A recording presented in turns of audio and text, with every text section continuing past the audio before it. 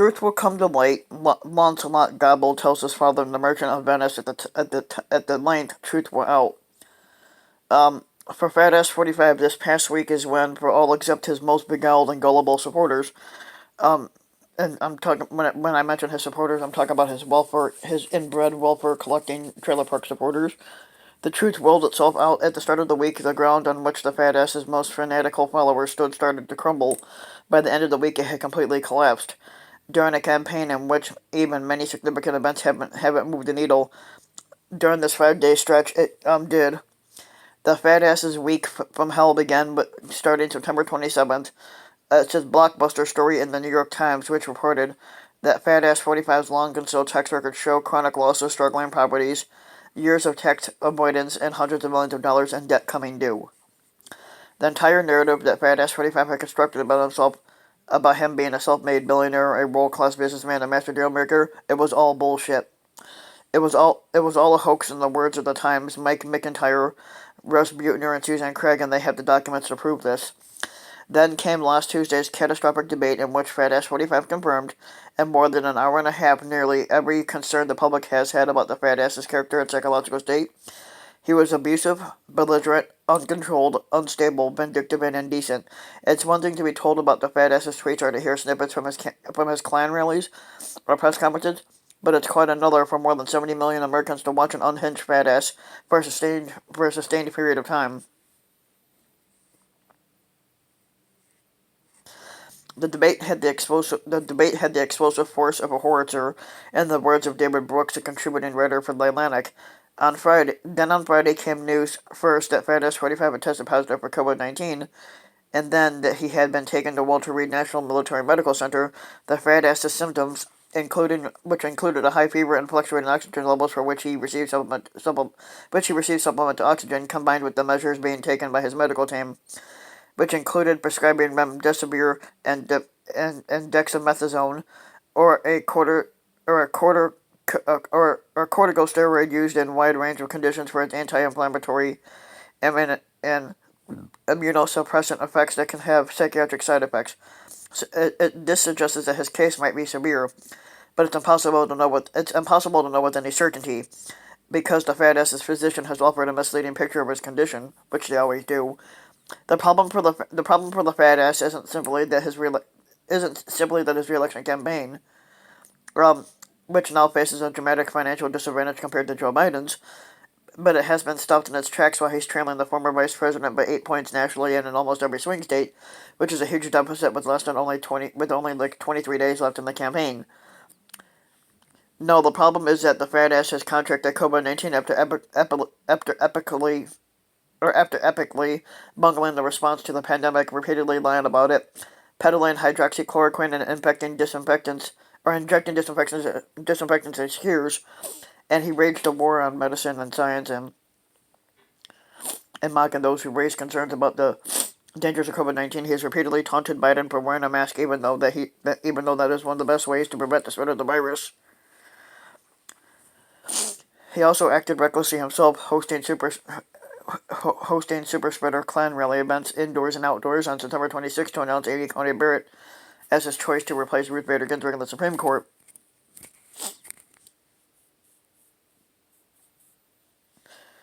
The issue on which the fat ass is most vulnerable, and that he has done everything in his power to obscure the pandemic, is now, because of his own illness, front and center in the presidential campaign.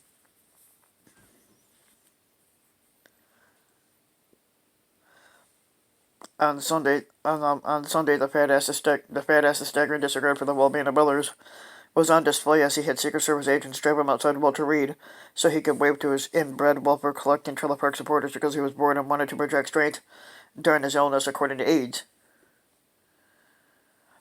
Every single person in the vehicle during that completely unnecessary so-called presidential drive-by just now has to be quarantined for 14 days, tweeted James Phillips, an attending physician at Walter Reed, who is also a professor at George Washington University. Now they might get sick, they might die for political theater, commanded by Fat Ass 45 to put their lives at risk for theater. This is insanity. From the outset of the Fat Ass 45 years, the Fat Ass's inbred welfare the inbred welfare collecting Trailer Park supporters, many of them whom I've heard, have insisted there's a sharp demarcation between his character and his governing record. What they mean by character is that Fat Ass 45 might be a little rough around the edges, too aggressive and a bit rude at times, with an unfortunate but long ago record of marital infidelity, perhaps, but he is also appealingly unconventional, politically incorrect, and tough. He was, they believed, the kind of wrecking ball that was needed to shake up the system, not really. Other Republicans were too genteel, too civilized, and too easily cowed by the press, so the fat asses inbred welfare collecting Trailer Park supporters claimed. Not Fat Ass 45, he was always in the attack, and he had never apologized, and he hated the people that they hated, meaning they hated anybody that wasn't white. Basically, the squad, the media, the ruling class elite, and Reynolds, the fat ass gives voices to their grievances, and they have grown to love him for it. It's true that Fat Ass 45 might have said some things now and then that made them a bit uncomfortable, especially earlier on in his run against the Squadency. Was it really necessary to mock John McCain's time as a prisoner of war or a reporter with a disability? But they quickly grew accustomed to it. Some even came to appreciate it, and in any case, they came to believe that it was part of the package deal. You take the bad but the good with Fat Ass 45, and truth be told, the bad wasn't all that bad, and the good was really, really good, not really. Fat Ass 45's inbred welfare collecting Trailer Park supporters believe that Fat Ass 45's critics, especially conservatives, are too delicate. What mattered, we are told, is not what Fat Ass 45 said, and not what he tweeted, but what Fat Ass 45 did. Like Bill Clinton's supporters in the late 1990s, they invoked the concept of compartmentalization. Fat Ass 45 may have said some unnecessary provocative things, but the country was doing great under his stewardship, and besides, no real cost was associated with his agreeable words or deeds. On top of that, they believed Fat Ass 45 was entertaining, which he's not. Politics had become staid, even boring, before Fat Ass 45. His squadency brought sparks, energy, and excitement. A few of us who have been a few of us, which this does not include me because I'm not a Republican, had been lifelong Republicans, said no. Much of the Republicans' party's base said and its political leadership may have rallied around Fat Ass 45, despite many of them knowing better, but count us out. Character is destiny, personal honor and rectitude matter, and integrity and excellence count. In Fat Ass 45, we found the antithesis of probity. He is a man of what they call nearly unfathomable corruption, incuriosity, and ineptitude, a person who is psychologically damaged and emotionally wounded. The day after Fat Ass 45 was inaugurated, I wrote, a man with illiberal tendencies, a volatile personality, and no internal checks is now Fat Ass. This isn't going to end well, and it can't end well. Fat Ass 45 could not outrun events forever. Living in his hall of mirrors would eventually become too disorienting. The United States couldn't indefinitely escape the cost of his massive misjudgments and staggering incompetence, his mendacity and nihilism, his assaults on norms and institutions. Ultimately, Fat Ass 45 could not be anything other than who he is, a con artist, a person living in a world of lies and illusion, a cruel, lonely, rootless, and deeply broken man. The tragedy is that during his squadency, he has broken much of America. Now here comes the reckoning, that hopefully after Fat Ass 45 comes to healing. It won't be easy, but healing and renewal are within our reach.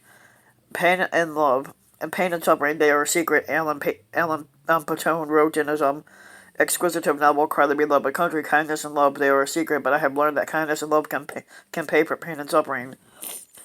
And so if you like the video, give the video a like and subscribe to my channel, Around Van Mike, and also hit the notification bell so that you'll be notified when the new video comes out, and thanks for listening.